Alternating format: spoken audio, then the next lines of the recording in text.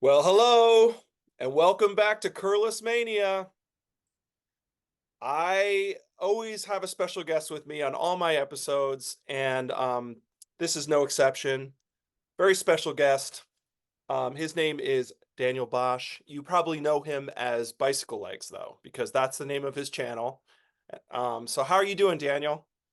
Yeah, wonderful. Thanks for having me on, Tom. Really looking forward to this. It should be a great show. Absolutely. No, I think it's going to be fun. I reached out to Daniel because I watched his channel quite a bit. We were just talking about it. And I love his he's got many different themes on his channel. He's got if you haven't seen his channel, check it out. He does the first one I saw of yours that I really loved was In Defense Of. You do a lot of In Defense Of records where it's Yeah. like, the record that has the worst reputation of all. Oh, it's all at the bottom of everyone's list, and it's like, wait a minute, this album is not that bad, and Yeah. here's why. Yeah, I've done a few of those, and I've even done like entire catalogs or big sections of the catalog. I had one where we talked about Chicago's 80s albums, which everybody sort of rags on for being, the soppy ballads and stuff. And that sort of thing. But mostly it's just taking albums and saying, hey, these aren't the complete stinkers you think they are. There's some good music on them. So yeah. Absolutely. No, and you do a great job with that, and and you're right. I mean, my friends are always like, it's the Terry Kath is that forget it. It's like Peter Cetera era, forget it, stinks, and that's not true. Not true. No. Um, And you also did a really cool series in Discovering Rush, which I thought was a great idea, where it was like, okay, let's get some Rush fans to introduce me to Rush and get me going on Rush. And I thought that was a really cool idea. So Yeah, and that series is still going. It's getting towards the end. It'll be finishing a little later this year, but yeah, that's been a wonderful sort of journey of discovery for me. So I've really, really enjoyed it. absolutely. No, I'm the same way. I was always a Rush fan, kind of, but I got really into Rush more as I got older. And I jumped into the catalog kind of later in as my life and got really into it and became a big fan. Really a couple of years ago, I became a big fan. So there you go. It's never too late, Yeah. you know, No.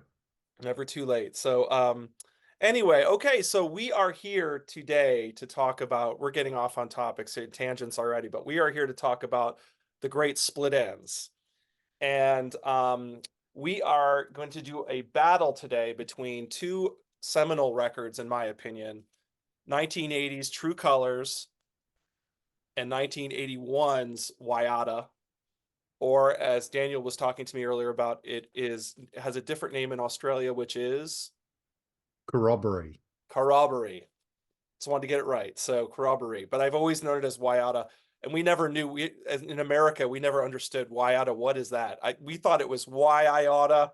Like we didn't understand. We thought it was a joke. We didn't understand what it was. Mm. So, but we can get into that later. But anyway, that's what we're here to do. We are here to face off two excellent records by the great Split Ends. Um, Yeah. and before we do that, I'd like to jump into a quick history, which I usually do, just leading up to 1980 and True Colors. So, and feel free, Daniel, to jump in. If Yeah. so, anyway, we formed in Auckland, New Zealand, basically in late 1972 by Tim Finn and Phil Judd, um, who met at university apparently, and they recorded a few singles. They kind of formed this band, and it was sort of an art rock band. And they recorded a few singles. But they had, several. They went through several lineup changes, so it's hard to go through all of it. But they went through a lot of lineup changes early on, as a lot of bands do. They finally moved to Australia in 1975 because I think they felt like we can't stay in New Zealand and make it. We have to go to Australia. So they moved to Australia in 1975 and recorded the debut Mental Notes. Um, and they became known for their very theatrical live shows. They would, they'd have like face makeup and they would dress up and their hair would be crazy. And they were sort of almost like I almost say they're like a New Zealand's version of Roxy Music. Um, Maybe, I don't know. Maybe that's not true, but That's the idea that general, but sort of like a 10cc Roxy Music art rock. Um, and some people said they sound a little bit like Genesis as well. And they were signed to Chrysalis, I believe, I'm not sure when they were signed to Chrysalis. I think it was 1976. Does that sound Yes. right? Yeah, Okay. it was late 75, early 76. Okay. And so they signed to Chrysalis and moved to England in 76 and recorded Second Thoughts, their second record with Phil Manzanera from Roxy Music, um, guitar player from Roxy Music. And so Phil Judd, who's the second kind of key member in the band, he leaves the band in 1977, and he was replaced by Tim's younger brother Neil, which is a huge move and a big change. Um, the third LP, Dysrhythmia, was recorded in 1977 at Air Studios with Jeff Emerick. So that's some pretty esteemed company there. It's getting some Beatles engineer to record your record. Um, after all of this activity, by mid 1978, the band has no label, no manager, no agent. And apparently, this is really interesting. The New Zealand Arts Council uh, somehow raised money and ended up giving them $5,000 or something like that so they could continue as a band. Yeah, yeah, they're a government thing, and they basically gave the band a grant so that they could continue going, more or That less. is so cool. That is really, really cool. It's a cool story. So they continue, thank God they continue, and the next thing they do is a single called I See Red, which gets some attention. And then they released their fourth album, Frenzy, in 1979. Um, and I think that can never find that record. I've been looking for that album for years. I cannot find it Hmm. anywhere. Yeah, Um, well, it wasn't released originally in the States. Like, it didn't get a release in the States until I think 1981 or 82. And and then when it did, it was a completely different record.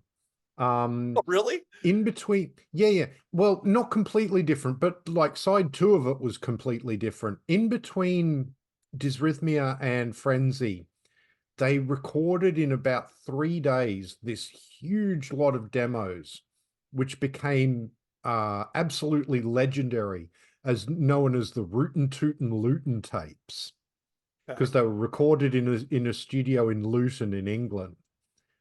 And the US version, or the North American version of Frenzy, takes a lot of the songs off the original Frenzy album and replaces them with tracks from the Rootin' Tootin' Lutin' tapes. Okay. Okay.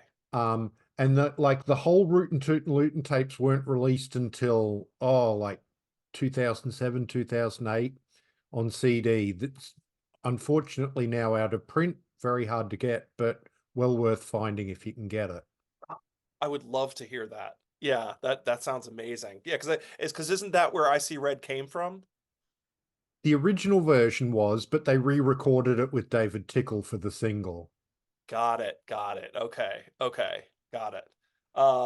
Okay, so that brings us pretty much up to pretty close to 1980, where they get signed to A&M in the States, and which is huge. And then I think they're on Mushroom Records or something Yes, in Mushroom Australia. Records. Oh, there we go. You've wore the shirt. God, I'm not paying attention. So yeah, there it is. So Mushroom Records in the rest of the, I don't know if it's the rest of the world or Well, just, for Australia and New Zealand. yeah. Okay, there we go. So yeah, so they have distribution in both, all over the world at this point. And I remember hearing on the radio, the first time I ever heard Split Ends was I heard I Got You on WNEW in New York, because I grew up in New Jersey, and I heard I Got You and I just went, who is this? This sounds like a new wave Beatles. Who is this? It's so cool. And I just like had to find out who that band was. And I followed them, but I never really got into them again until a little bit later. I bought, the best of Split Ends, had the compilations and things just to get the singles. And then this really intrigued me to go further, deeper. and then I started buying all the albums. But I Got You was the first time I really went, "Who is that? That is an awesome song. I love that song. I have to know who that is." So there you go. So that's. I mean, how about you? When was the first Yeah. time you heard Split Ends? Well, that's actually interesting. I probably first heard I Got You when I was very young, but the first Split Ends album I owned was actually Corroboree. So I got that on cassette for my 10th birthday, and I've been a huge fan ever since. Um, I probably even heard like earlier, like when I was really, really young, My Mistake was actually a bit of a hit single here in Australia. That's off the Dysrhythmia album from 1977. Yeah. But they just became, after I Got You, they just became sort of ubiquitous here. You know, True Colors was a number one album. I Got You was a number one single in Australia, and then for the next sort of 2, 3 years, everything they did pretty much charted. Um, but yeah, just so you know, from True Colors onwards, they were on Mushroom here in Australia and New Zealand. They were on A&M pretty much the rest of the world, including Europe as well. So, um, but yeah, really the beginning of the 80s was when I started collecting music as a kid. And yeah, one of the first two albums I ever owned was Corroboree. So Oh, that's fantastic. That's great. That's great. Yeah. That's excellent. Yeah, and I same here. I was the same timing. That's when I started collecting albums was early 80s. And I remember going to the store and buying Three Sides Live and being so excited. I was a Genesis guy and I just loved, I bought Abacab and Three Sides Live and all that early 80s Genesis. I was so into that. yeah. Yeah. Yeah, well, Abacab was my first Genesis album too, so there you go. Oh, there you go. There you go. All right, well, let's dive into True Colors. We got a lot to cover, so I'm going to hand it over to you, and take it away on True Colors from 1980. Yeah. Well, first I thought I'd show some of your viewers some of the variations there are in covers for True Colors. I don't own all of them because there are a lot, but I've got like 6 or 7 of them here. That's the yellow one, Hello. Hmm. um, with sort of blue, and then this one's sort of blue with orange. And then there was a purple with yellow. This is a US pressing, which is a blue with red. Oh, never seen that one. Wow. Okay. Yeah. Um, this one's very cool. This is the Australian laser etched version.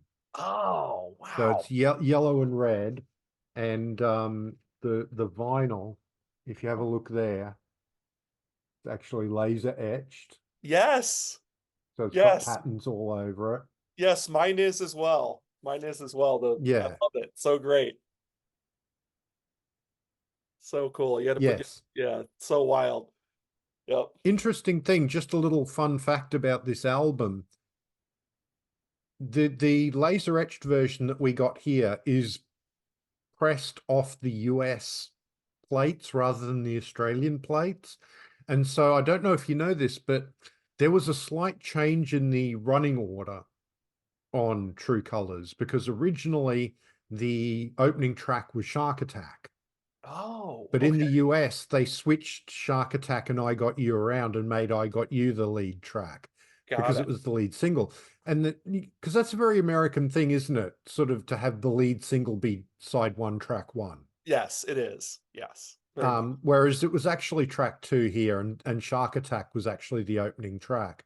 But on this laser etched version, because it's pressed off the US plates, you get I Got You as the opening track. I mean, Shark Attack is a great, would be a great opener.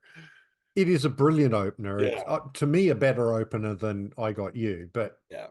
um, this one came out a little later. This is like to celebrate the golden platinum um, records that it earned here in Australia.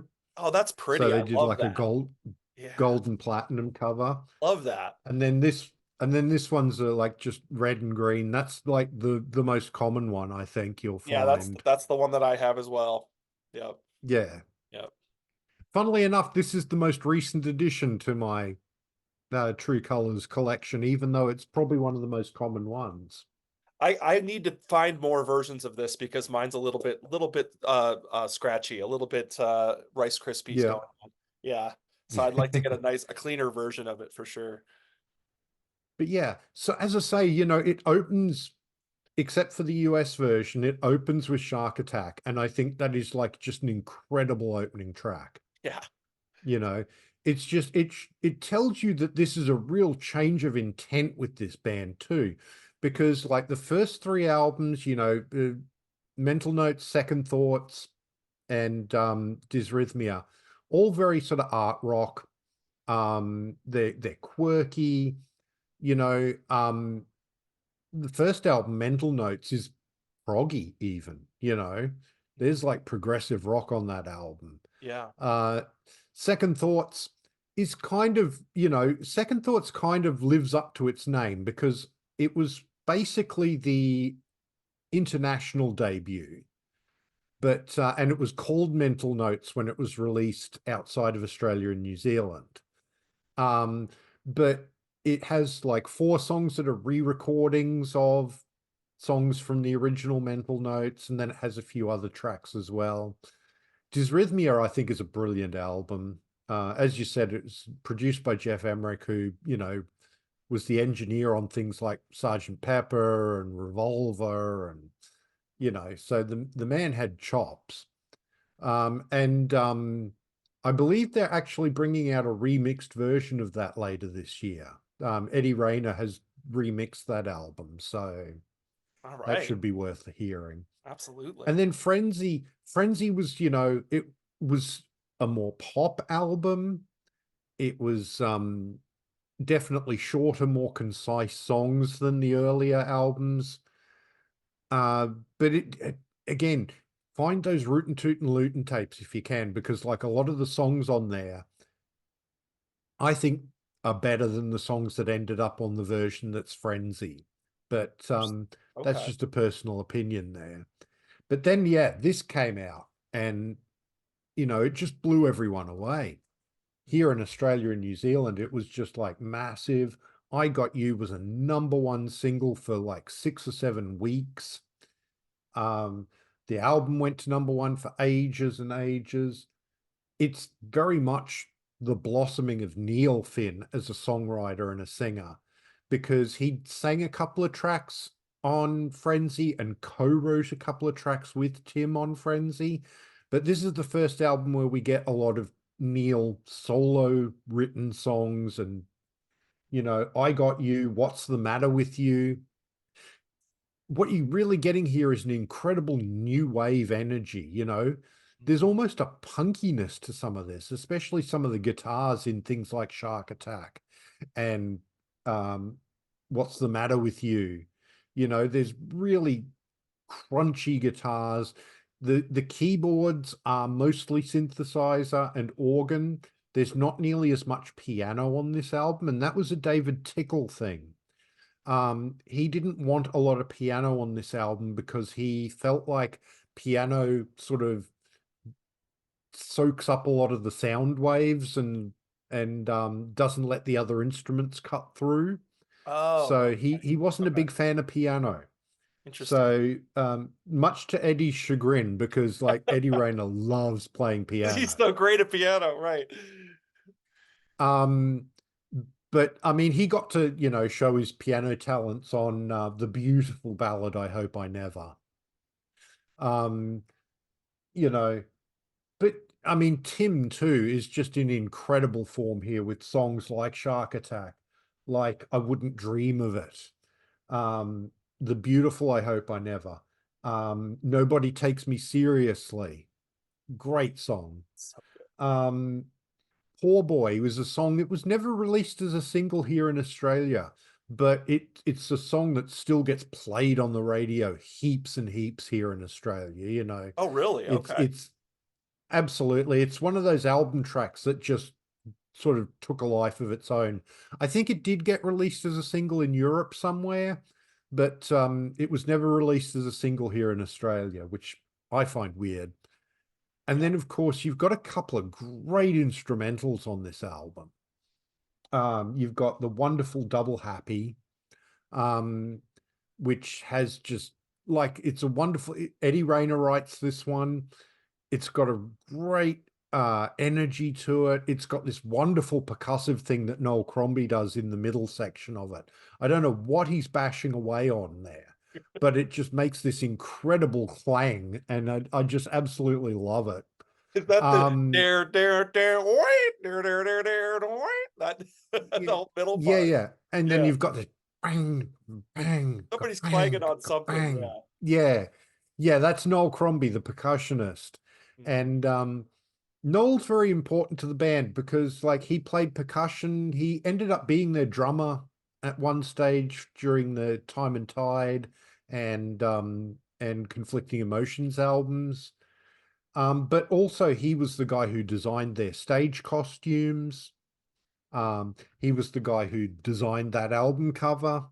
Okay. Okay. Um, so, you know, he was very important on the visual side of things as well as on the musical side of things, Noel Crombie was. Okay. Um, but yeah, I mean, this album was a complete departure for Split Ends because it was almost aggressive musically, which was not their style previously.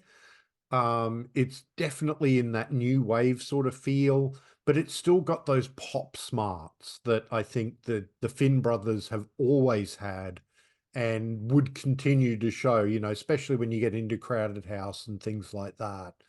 Um, so it really was sort of a rebirth of the band, as it were. So, you know, it's an album that can't be overrated, I don't think, because it's so important. If they hadn't had this big success with this album, I'm not sure there would have been more Split Ends albums after this. Yeah. No, I agree with you. I think this was a huge turning point for them. And really, I think you're right. Because it's funny, I looked it up. I was like, who's David Tickle? Who is that? And he worked with Mike Chapman and did like the Blondie records and the Knack album. I guess he was the engineer for Mike Chapman. So it makes sense that he would be more like, let's be new wave. This is what's happening now, and let's go heavy on the synths and be more aggressive generally. Because you're right. I mean, I Got You, what a single. I mean, I still love that song to this day. I never get tired of it. Uh, Mm, I still love it. And I've heard it a million times. It's one of those songs you just don't get tired of. And it's just I love that in Neil, like you said, Neil's really coming into his own on this album. Um, and Shark, I mean, he's really becoming like a central, second partner to Tim essentially. yeah. And because Shark Attack, like you said, oh, I just love the vocal. Tim's vocals on these both of these records. It's unbelievable. I mean, the whole like shock attack man. I mean, just the way he delivers the vocal is just amazing. So great. What's the matter with you? You mentioned that sort of guitar, that ding ding ding ding ding ding. He kind of later in Crowded House, Neil revisits that kind of rhythm. I can't remember what song it Mm, is, but there's a song in Crowded House that's kind of like that. But I love What's the Matter with You. Really the first side, like you said, Double Happy is an awesome instrumental. Eddie Rayner. Sounds like it could be something off of Gary Newman's Pleasure Principle or something. Um, yeah. it's got that sense, and I hope I never. I mean, oh, beautiful, just so beautiful. I mean, it's just I was getting ready for this episode. I went on YouTube and looking up Split Ends things, and a version from 2006 of I Hope I Never, and it's just so amazing. And Tim just nails it. Mm. Oh, I, so s- I, s- I saw them on that tour. It was absolutely you wonderful. you did? Oh, Yeah. just that video was amazing. So it must have been such a good show. Oh. Yeah, it was incredible. Wow. And then like you said, I mean, so that first side is really fantastic. And then Nobody Takes Me Seriously, another great way to start side two. Missing Person is kind of a deep track from Neil that's really good, Absolutely, yeah. you know? Um, and then, even songs that I didn't think I liked that much when I was listening for this episode, I was like, okay, no, I do like it. What was I thinking? I mean, like, how can I resist her? I remember thinking, oh, that's not a great song. Now it's in my head. How can I resist her? I mean, there's just so many Yeah. hooks on this album. It's probably the most pure pop song on the album, I think. It's just pop hooks. How can I resist her? It's just yeah. Yeah, just hooks everywhere. And then, like you said, Choral C is kind of an interesting way to end the record. It's a band instrumental, band written apparently. Yeah. And it's really interesting. Like you said, they sprinkle these instrumentals through these records, which I think is really interesting, you know? Yeah, well, the Coral Sea started out as a jam that they were doing in the studio, and they sort of fleshed it out and that sort of thing. So that's why it gets like the whole band get the writing credit for the song. But yeah, it's really atmospheric. But going back to Double Happy, that instrumental, that section in the middle, my Mhm. son, who's a huge Split Ends fan as well, because I brought him up on Split Ends since he was very, very tiny. He reckons that middle section sounds Devo, and I think he's probably right there You might be too. onto something there. Yeah. Yeah. Yeah, It's not too much of a stretch. Yep. but yeah, Yep. I mean, it's an incredible album from start to finish. It really is. Funnily enough, it's probably not a top three Split Ends album for me because I'm my three Split Ends favorite albums, and they sort of switch position depending on what day you ask me. But are Mental Notes, Dysrhythmia, and Time and Tide. Those three albums to me are their absolute pinnacles. But this is like a hair's breadth behind them because it's just such a great album. But funnily enough, speaking of my channel, the very first proper video I did for my channel was the Split Ends album ranking. Oh, it was. Okay. Yeah, Okay. That's that great. was that Excellent. was the, that was the first thing I did apart from like a channel trailer. So Oh, that's so cool. I love it. I love it. That's great. Um, Excellent. So yeah, so let's so I'd say I mean, unless you want to say more about True Colors, I mean, it's a pretty amazing album. I it's don't an know what else incredible album. I don't know what else to say about it. I think we've covered a lot of the big points on it. Um so let's move on to Corroboree, or as I know it as Waiata. I Yeah, actually have two colors, so I'll show you the two that I have. I have this one and this one. yeah. Well, So I'll show you you a probably have few a that lot I've more got than too. that. This is Corroboree. This is the Australian version, Nice. and this was the original cover.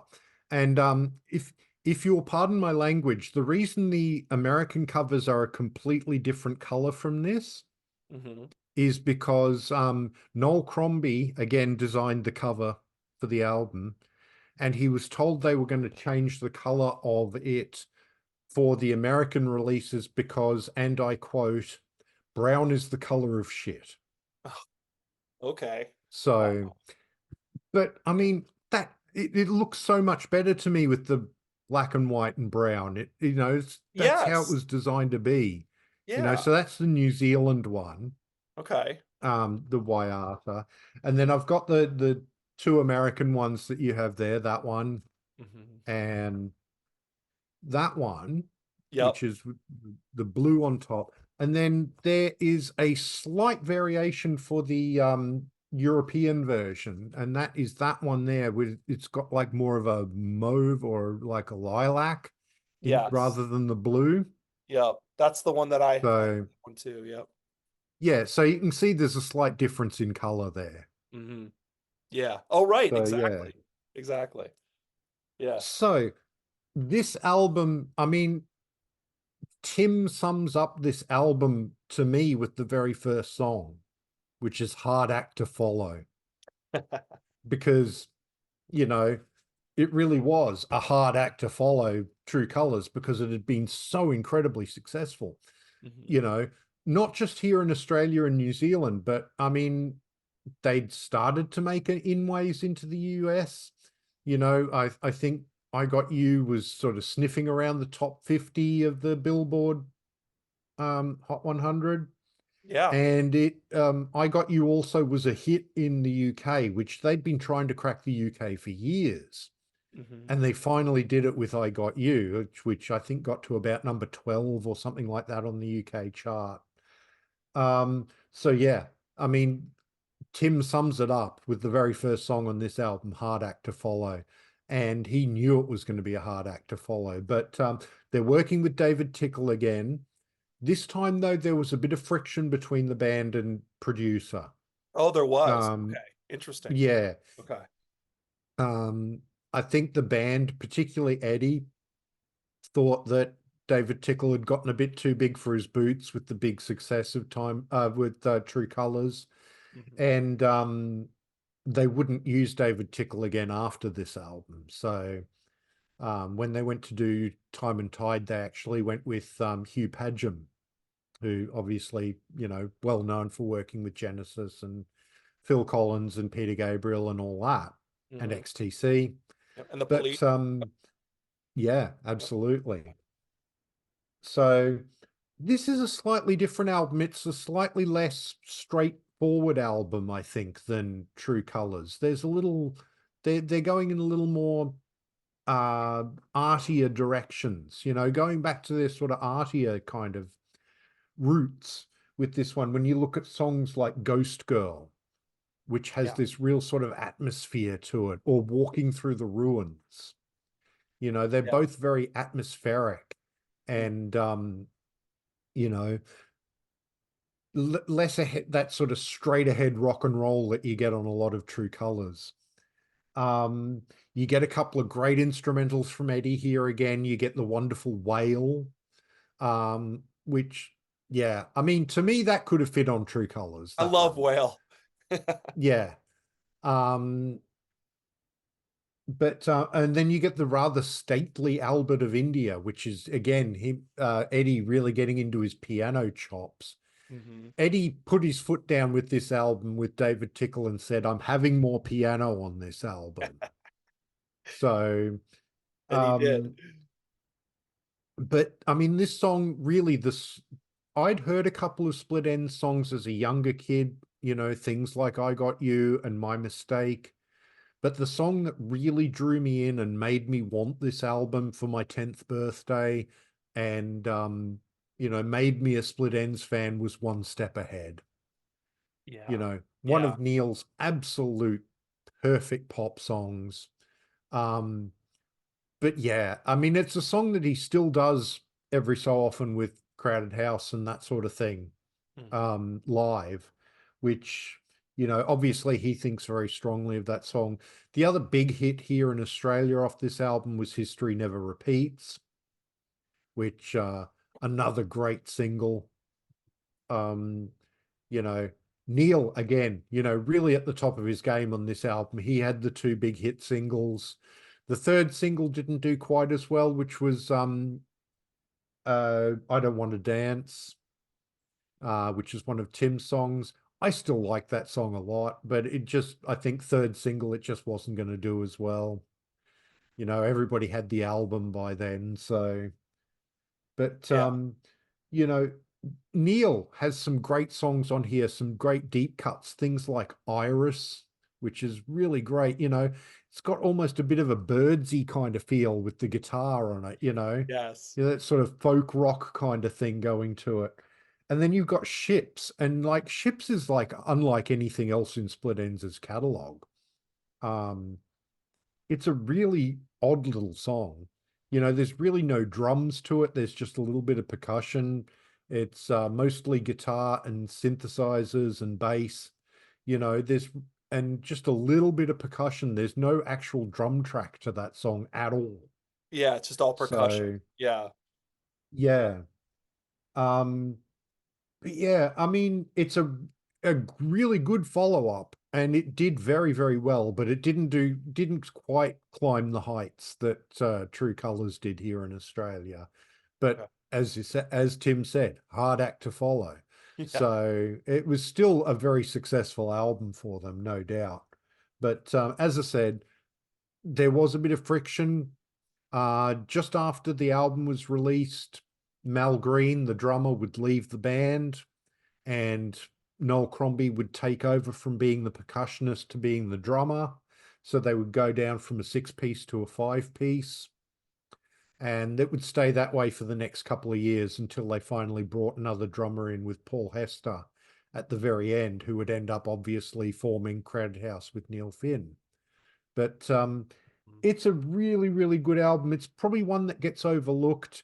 It's one that the band, like many years ago, Eddie did a remix of this album, and it's quite a radical remix.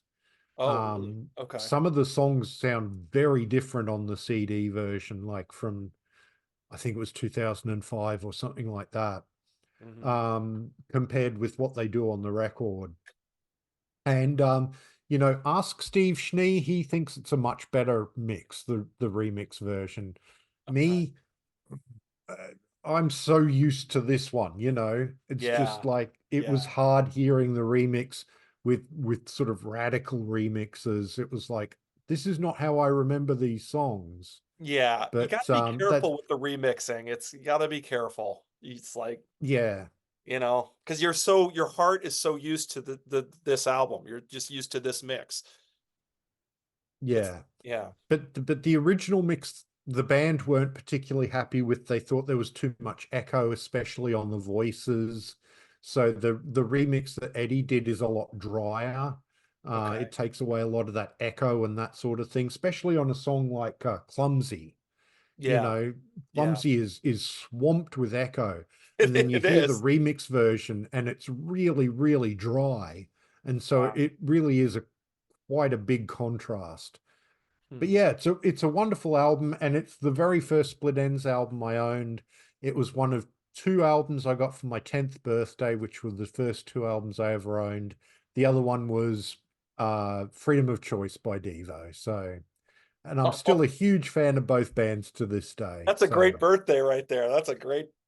You're like, yeah. yeah, all right. You guys know me well. No, that's for the album that I got. I'll never forget it either. The album that I got from my best friend for my 10th birthday was In Through the Outdoor. Um, Oh wow. yeah, and I still to this day, same thing, or it's like your heart just, that's the album that just, even though people always put it at the bottom, I love that album because it's just close to my heart. But anyway, and I remember it came in the paper bag, and you're like, Mm. is there a cover? Or is just a bag? Um, Anyway, I'm getting off track here. So we're talking about split ends today. So um hard act. I mean, Waiata. My take on Waiata. I have to call it Waiata because that's what I've always known it as. Yep, yep. I love it. I love it to death. I think you're right. In my notes I put Neil is on fire. Neil is just Mm. like you said, he came to play. I think he got a little taste of, wow, I just wrote a hit.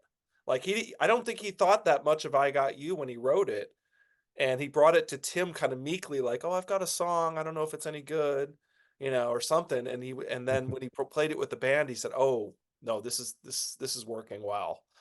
And it became like you said, it became a huge hit. I mean, I heard it all the time on the radio when I was growing up. So in the U.S., it was also a hit. Um, and but man, I mean, but Tim, I think Tim, it's interesting because Neil's like the top of his game writing wise. And Tim, I think Tim kind of upped his game as well because he's like, wait a minute, I can't be outdone by my little brother. So I'm gonna bring the A game as well. And I mean, like you said, what a way to start a hard act to follow. I just love it. In my notes, I have yes, yes, awesome Tim song, one of my favorites of his. Hard act to I love when he does hard act to follow. It's like when I first heard it, I Mm. was like, "What's the name of this song? Hard act to what?" Like because he does the follow, he kind of It's I love it. It's brilliant. Awesome vocal delivery and so catchy. One step ahead. Wow. I mean, another amazing single from Neil. Neil at his best. I actually played this song with my band. We did a cover of it, and it's funny because it went down really well, because people just it's sort of like one of those under hits. It was sort of a hit that people know it, but it wasn't overplayed. So when you play it, people go, "Oh, I know this song. What is this?" And I didn't do a great version of it. I mean, I'm not Neil Finn, but I did the best I could, and people loved it. So it just goes to show you that it's just still a really strong song. I Don't Want to Dance, like you said, Tim trying hard to. I have Tim trying hard to write catchy pop songs, and he succeeds. Um, and like you said, I think you said it was the third single, so they did put it out as a Yeah. single. Yeah. And it sounds like a single. It sounds like they're trying to. That sounds like a single to me. I mean, the whole "I don't want to dance not without you, baby." That whole. It's very hooky. But man, Iris. Oh, I love that song. Another great Neil song. I said I adore the chorus. There was an Iris in one of my daughter's classes, and I used to always go up to her and go, "Ooh, Iris," and she's like, "I don't know what you're talking about." Uh, she didn't care, but I couldn't help it. I just love that song so much. Um, like you said, "Whale" is an amazing Eddie Rayner instrumental. Kind of reminds me a little bit of 80s Genesis. We talked about 80s Genesis earlier. Kind of Mm, reminds me a little bit of that. Um, and then Clumsy, another great Tim song. History Never Repeats. Oh, another Neil is just like I said, on fire. Another great Neil song. Um, what a great way to start side two. And by the way, I think side one is just fantastic. I mean, side one of this album is like, there's people that talk about perfect album sides. Side one of mm, Waiata, I just think is really close to perfection. I love it. Um, History Never Repeats, great opening for side two. Uh, let's see. And then we got Ships, like you said, Ships is amazing. I love Ships to death. Um, Walking Through the Ruins, actually, like you said, Walking Through the Ruins is the first song for me personally that I feel like, okay, this feels a little more like a jam that has lyrics to it. It didn't, it doesn't, mm, I still enjoy the vibe of it, but it kind of goes on a long time. And after a while, you're like, okay, I get it. Walking Through the Ruins. Like it feels the first song that to me that's a little bit below. But then Ships comes in, and Ships is amazing. Another gem from Neil, and then Ghost Girl. I love Joe. There's a slow jam from Tim that I love. That's just like you said. It's kind of different. It feels very different from the rest of the album. It has the mm. atmosphere to it. Um, and then the Albert of India, as you said, is like sort of like a regal almost. Uh, Eddie Rayner, another Eddie Rayner instrumental, where you said he insisted on piano, which thank God he did because it's Mm. really cool. So I love that's my kind of take on Waiata. I think it's fantastic. I love it. Yeah. Apparently, apparently Ghost Girl was written by Tim because he like when they were in the UK, he'd seen like a couple of goth girls, Oh, with the black hair and the the ghostly white white face. makeup Yeah. and all that sort of thing, and that's what he based the song on. Oh, okay. Um, and also I've got to say about Clumsy, Clumsy is my theme song because I have always been a very clumsy guy. I didn't know I needed glasses until I was 14 years old. And so I used to be very, very clumsy. Mhm. My mother used to say I could trip over a chalk line drawn on the ground.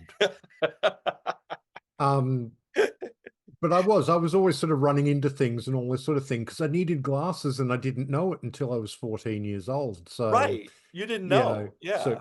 Right. no. So Clumsy was kind of my theme song as a kid. So, yeah. Mhm. Well, that's like me when they said I went in to get my eyes checked, and I realized that I couldn't read signs at night. When I was driving at night, I all of a sudden I got glasses and I went, "Oh my God, I can read the signs now." Like you Mm. said, you don't know that you need glasses until you go to the doctor. Yeah. So, you know. So anyway, we are now to the point where we went through both records, and they're just both, I mean, obviously we're gushing about both of them. Yeah. To me, this is like a seminal period in Split Enz history. Um, and they put out two amazing records in a row. Yeah. And the fact that okay, they had some quarrels with David Tickle, but I have to say he did a great job producing both of these albums. I thought, I think they both sound really good. Yeah, they do. But again, Split Enz were a band that really never stayed still. They were always on the move from album to album. Probably the only time you could say they were sort of standing still was Mental Notes to Second Thoughts, but that was really a sort of I mean, Second Thoughts was never really meant to be an album here in Australia and New Zealand, you know. It was the international debut, as it were. Hmm. So, you know, but you look at it, you know, the progression from Mental Notes to Dysrhythmia, from Dysrhythmia to Frenzy, from Frenzy to True Colors to Waiata, and then on to they would go again in a different direction with Time and Tide, you know. So this is a band that was always on the move. So, Yeah. you know, sometimes it makes it difficult to compare albums, I think. But Hmm. these two are probably the easiest to compare in as much as they have the same producer for both of them. Hmm. So, you know, and this is sort of like the peak of their, you know, these two and Time and Tide are the absolute peak of their popularity here in Australia. Yeah, same in the US, Um, the same thing. Same here. Yep. so I know the question you're going to ask me is which one do I choose out of these two? Yes. And the answer is my my heart says Waiata or Corroboree, Right. but my head says True Colors. I feel like True Colors it's a more straight ahead album, and I feel like it's, as you said, you know, there's a little bit of a dip with, you know, something like Walking Through the Ruins on Corroboree, Hmm. but to me there's just no dip like that on True Colors. Hmm. And even though it's a more straight ahead album, it's less arty than Corroboree or Waiata. Hmm. Um, uh, to me, True Colors is just one of those albums where there's just no missteps on it at all. It's every song is a banger on on that album. So, Hmm. you know, if I'm being, you know, sort of clinical about it, I'm going to go with True Colors. But this album will always have a special place in my heart because it's where my Split Ends journey began. So, Yeah. Yeah. Exactly. Exactly. Like you said, that's a great way to say it. My heart says this part, Rayada, So I, hmm, this one's really, I say this about every episode, but this one's very, very hard. I'm struggling. I've been going back and forth all week long. Um, but I have to go with ultimately what I feel in my heart, and that is, as you said, your heart. I'm going with Waiata because the hot, I mean, but it's really, really, really, I can't tell you how close this is. It's so hard because they're both amazing. But this, for some reason, the highs on this are really high for me. Like the Neil songs on Waiata, I think are just so amazing. Um, One Step Ahead, Iris, History Never Repeats, Ships. It's like they're all amazing. And I just these are songs I wish I could have written, So I have to go, hmm, I have to go with this one. But believe me, this week I I was educated how strong this album is. I mean, this is a very, very strong record as well. And so yeah, it's really close. It's so hard to pick. It's like picking yeah, between your children or something. It's so hard. yeah. So No, they're there we both go. great albums. Yeah. So there we go. I mean, it's just this is just for fun. I mean, we're just doing it to talk about music, Mm, you know. yeah, absolutely. So, and Split Ends is such a great band. And like you said, I mean, it's interesting that they went on to, when Tim did his, what is it? You're mentioning Time and Tide, they did with Hugh Padgham, and then Yeah, they did conflicting emotions. Conflicting Emotions, which was kind of like a strange album where it felt like it was a great name for it because it seemed like they were conflicted, uh, Yeah, at that point in time. Um, yeah, absolutely. You know, with conflicting emotions, Tim had just gone away and done his first solo album, and he came back into the band, and the band he didn't have the songs, so Neil had to kind of carry that album. mhm. Um, and then, you know, the band was starting to feel like they'd rather do Neil's songs than Tim's songs. And so that Right. caused a lot of friction. And eventually Tim decided he was going to leave the band. Hmm. Um, and then a day after Tim decided he was going to leave the band, Neil sort of decided, yeah, I'm not continuing split ends on my own. Yeah. So they did the Yep. See Around album Hmm. as a like a goodbye. They did a farewell tour, which I really, really wanted to go to, but my parents wouldn't let me because I was only 13 years old at the time. Oh. Um, and then yeah, Tim went on to his solo career, and Neil, of course, went on to Crowded House, which Mhm. is a story for another video, I'm sure. I was just gonna say that that's a whole nother story because I love Crowded House as well. But that's Yeah, a whole nother. Maybe we'll do another one with Crowded House, yeah, because that's another video. Um, but yeah, because I that's kind of how I really got into split ends. Because I got into crowd. I was I was on board with Crowded House from the word go. I bought that debut record when it came out. In what was it, 86, I believe. Is that right? yes, Yeah. yes. And they had like a live, it's funny that you mentioned this because they have I taped a live concert of Crowded House, early Crowded House. I think it was their first tour, off the radio, and they played One Step Ahead in that concert. So Mm, there you go. And I think Eddie Rayner was yeah. in that band too, I think. Yeah, he was their touring keyboardist for at least part of the time in those early days. So, Mhm. Yeah. but he was never an official member of the band. But Yes. Yeah. yeah, I mean, Crowded House was a funny thing when, because I'd been a Split Ends fan. Split Ends broke up. What are they going to do after, the band and all that sort of thing? And I was really, really nervous as a sort of 15-year-old kid. And then the very first Crowded House single came out here, which was Mean to Me. Mhm. And I remember hearing sort of like the first four bars of that song, and I was just like, everything's going to be all right. This is going to be great. So It's good. The world is back on its axis. This is good. It's all good. That's funny. yeah. That's great. Well, before we go off on another musical tangent, which we can do all day, we can talk about music all day. That's what I always say. It's true Mm. with people like Daniel and myself. We can just. So we won't do it. We're gonna wrap it up. So I want to say thank you so much, Daniel, for coming on my channel. I really appreciate it. Well, thank you for having me, Tom. It's been a great pleasure. Yep. I hope you had a good time, and we'll hopefully we'll do it again sometime. It'd be fun. Yeah, I'd enjoy that. Yeah, excellent. Well, okay, well, and I have to wrap it up. So please like and subscribe if you like what you see. It helps the channel. I appreciate it. Please go check out Bicyclelegs if you haven't, if you're not familiar with Bicyclelegs, you need to get familiar immediately. So go check it out. His channel is awesome. If you're a music person, you're gonna love it. And thanks again for watching, and we'll see you next time on Curless Mania. Thank you. Bye.